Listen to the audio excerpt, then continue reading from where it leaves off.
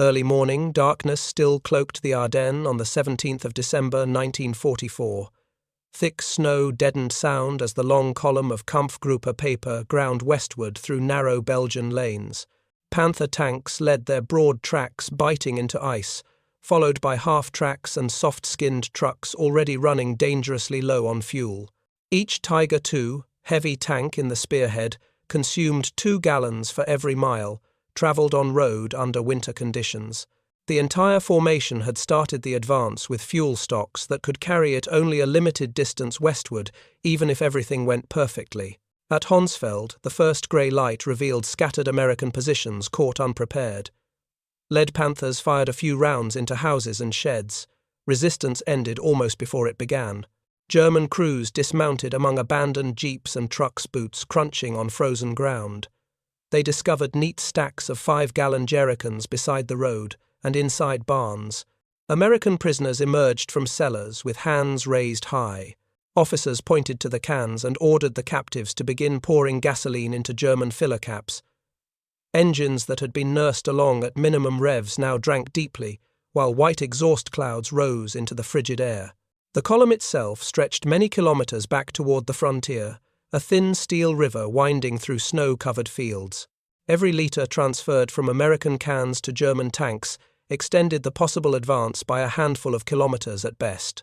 Crews worked fast, passing jerrycans hand to hand, knowing the sun would rise fully soon and bring risk of air attack.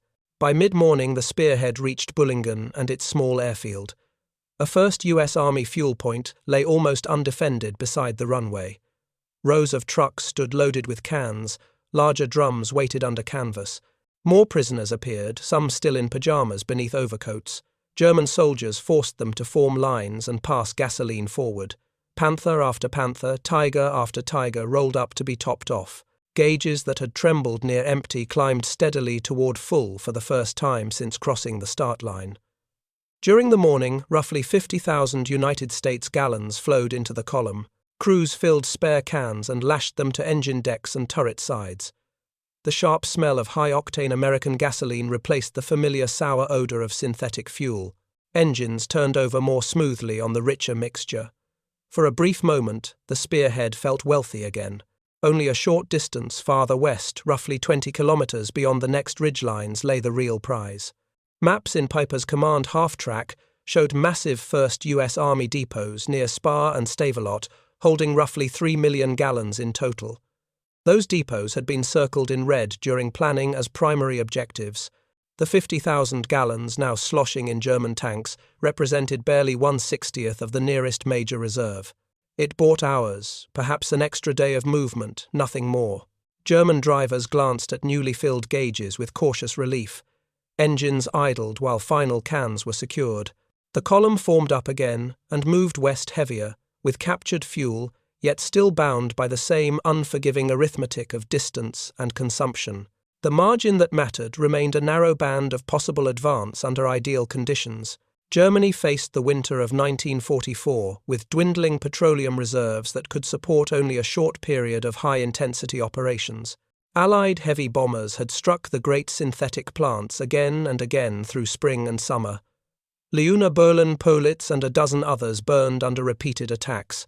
Aviation gasoline output collapsed from 175,000 tons in April to fewer than 10,000 tons by early autumn. Total monthly synthetic petroleum production fell from more than 300,000 tons to a thin trickle that could no longer sustain full training and combat demands. Stockpiles built before the bombing campaign dwindled day by day. Every litre issued to the Eastern Front meant less for the West. Every sortie by the shrinking Luftwaffe drew from barrels that would never be refilled. Hitler nevertheless ordered the Ardennes counter-offensive and demanded that 6th Panzer Army receive the largest remaining share. Engineers and quartermasters scraped together roughly 5 million gallons of fuel for the initial phase of the operation. They accepted nearly empty tanks on other fronts and stripped reserves from quieter theatres. Planners understood that no German armoured force could rely on carried fuel alone to reach Antwerp.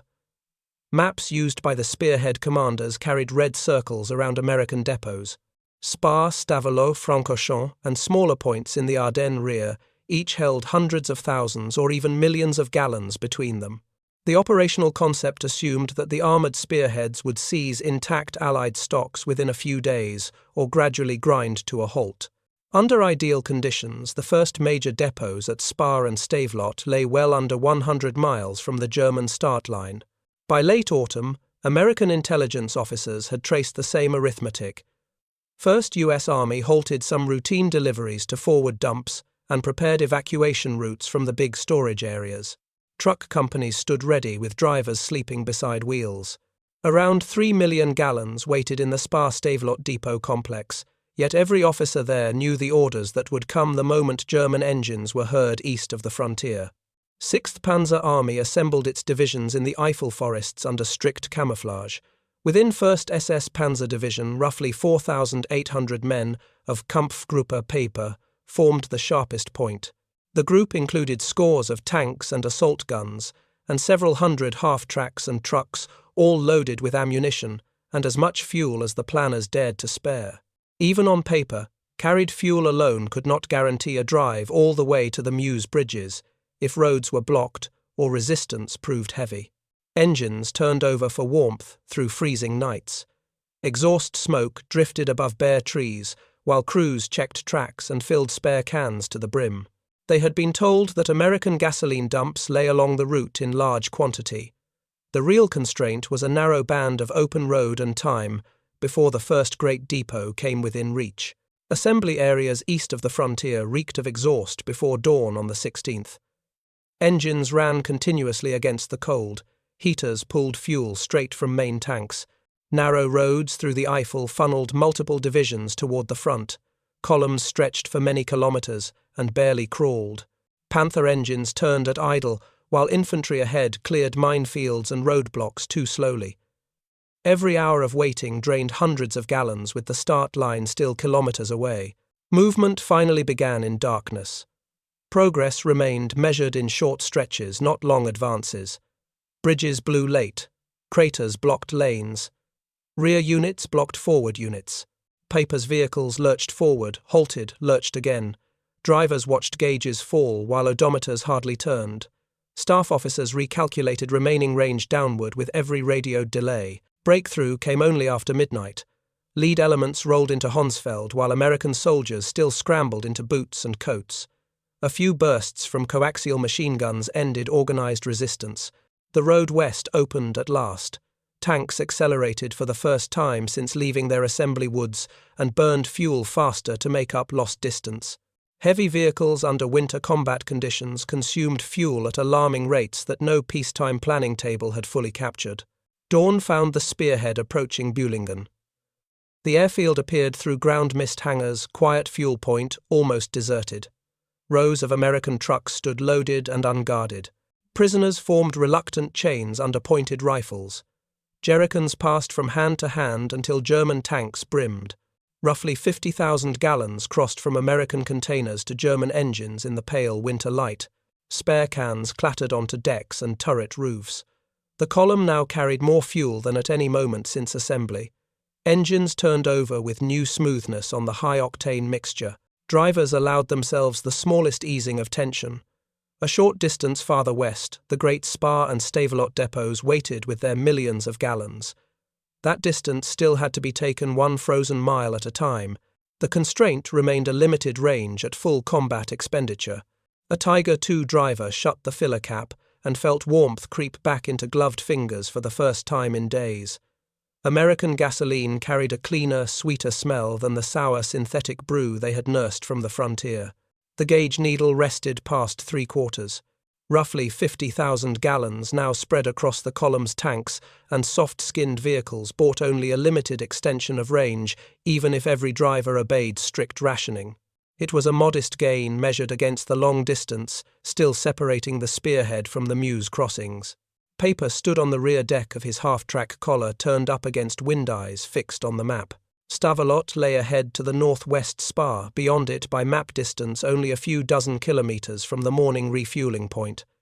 Several million gallons of American fuel were believed by German planners to be stored there. Truck engines were already turning those gallons westward under American control. Speed alone might still overtake the evacuation. He snapped the map shut and ordered immediate advance the instant the last jerrycan was lashed down. Far behind the fighting, American drivers swung into cabs under blackout lamps. 2.5-ton trucks lifted fresh loads of fuel from depots and drove them toward railheads and safer storage areas farther inland.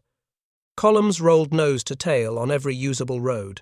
Staff officers at 1st U.S. Army headquarters watched situation maps and time distance tables, knowing that every hour of delay imposed on the German advance allowed more gasoline to be moved beyond the reach of any armoured spearhead. German crews worked in disciplined silence. Jerrycans clanged against armour plate as ropes tightened. Spare cans rode turret sides like metal fruit. Engines caught more eagerly on the richer mixture.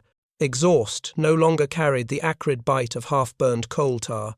The column lurched forward heavier, louder, momentarily richer than it had any right to be. Tiger II still swallowed about 2 gallons for every mile of frozen road. 50,000 gallons felt like sudden wealth inside a Panther turret.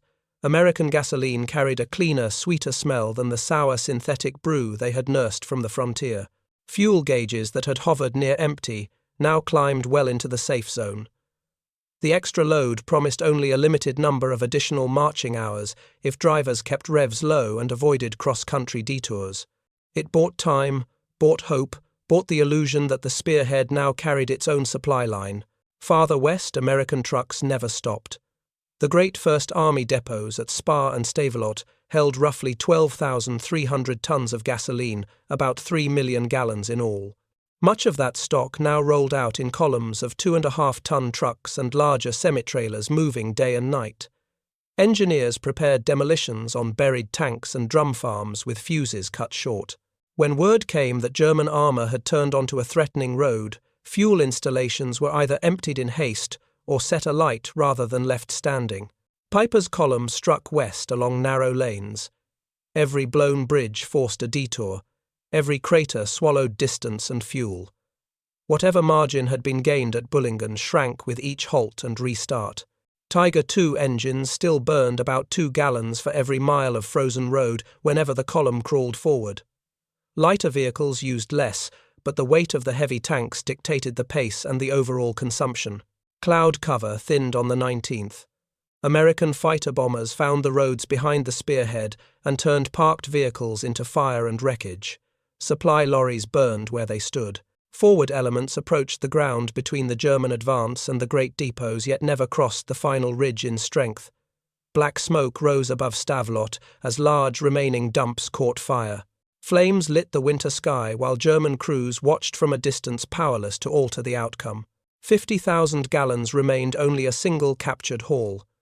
The number that mattered was the millions of gallons the offensive never reached. American reinforcements tightened the noose around the narrow corridor as December wore on. Bridges behind the spearhead fell into United States hands or lay shattered across frozen streams. Supply columns found no secure route forward. Occasional attempts to push fuel and ammunition toward Gleize turned back under artillery fire or never left the assembly areas.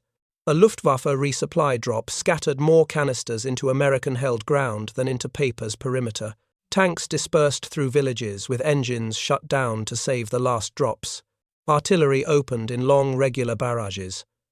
Shells walked across Gleize and Staumont until roofs collapsed and snow turned black. Tiger II turrets turned on battery power alone when infantry closed. Crews siphoned fuel from abandoned vehicles into generators that kept radios alive. Panthers stood silent along roadsides, tracks frozen in place, long since emptied of gasoline. Peiper walked the shrinking perimeter and counted hulls. By this stage, his column had advanced roughly 100 kilometers from its original start line and now stood short of its planned bridges. The arithmetic proved merciless. 50,000 gallons captured at Büllingen had been burned in detours, halts, and short rushes forward under fire. The great depots, with their roughly 3 million gallons of American fuel, remained beyond the last ridges screened by fire demolition and the American counteroffensive. German soldiers watched American tanks maneuver across open fields with what looked like limitless range.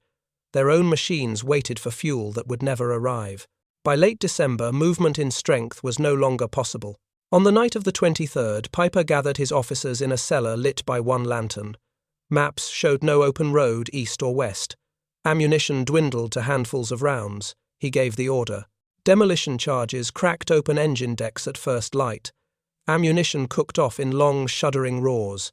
Around 800 men formed into marching columns, slipping away through snow-heavy woods toward German lines.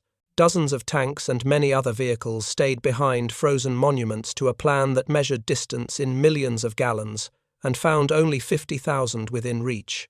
American infantry entered La Gleize on Christmas Eve. They moved cautiously between silent Tiger II, hulks, turrets, blown outward tracks locked in ice. Fuel tanks registered empty beneath shattered gauges. Empty drums and jerrycans lay scattered and drained beside the wrecks. The spearhead that had begun with maps marking vast American fuel depots ended surrounded by useless steel and frozen mud. Across the entire Ardennes, no German armour crossed the Meuse. German formations left several hundred tanks and assault guns destroyed or abandoned. Reserves assembled over many months vanished within a few weeks of winter fighting. Synthetic fuel plants in Germany still burned under repeated bomber attacks. Monthly production never again rose beyond a fraction of its spring and autumn levels. The Reich that had wagered so heavily on captured gasoline now possessed neither intact refineries nor full barrels to fill.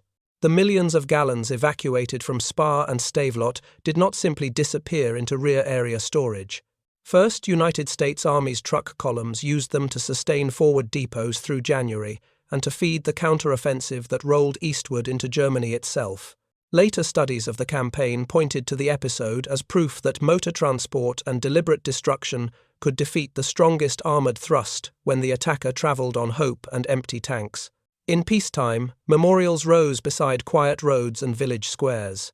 Visitors paused to read plaques and panels that spoke of seized fuel dumps, burned depots, and the armoured column that came close but never reached its objective. Historians returned again and again to the same contrast in their charts and tables: roughly 50,000 gallons captured in one morning and roughly 3 million moved or destroyed beyond German reach. The tactical windfall did not repair a strategic collapse measured in millions of gallons and thousands of tons of bombs already delivered onto German fuel plants. A German colonel had stood among captured American gasoline while his tanks drank deeply for one brief day. Weeks later, those same tanks lay open to the winter sky, engines' cold gauges fixed forever at zero. Far behind the advancing Allied lines, refineries in Texas and the Middle East continued to pour out an ocean of fuel that no single battlefield seizure could ever match.